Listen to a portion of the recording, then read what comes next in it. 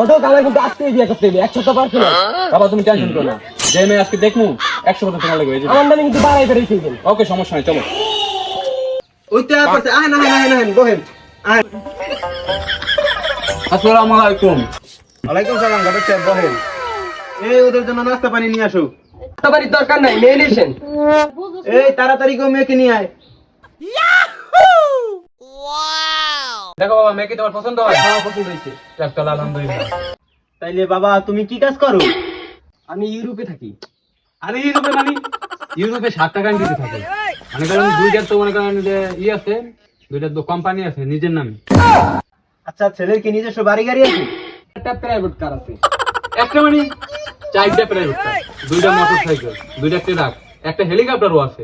এসব বললো কোনটা? হ্যাঁ সত্যি কথা কোন, বলো, সমস্যা নাই, সত্যি কথা বলা হবে। তাইলে ছেলের তো সব দিক দিয়ে ঠিক আছে। ছেলের কি কাশি?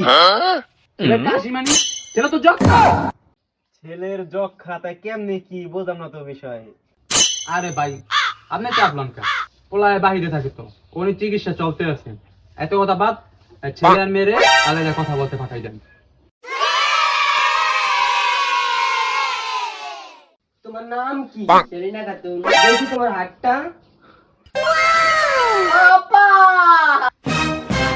এই ছেলে আমার হাত ধরেছে।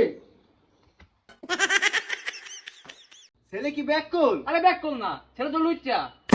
বাইরে আমার বাড়িটা। তুইও বাইরা।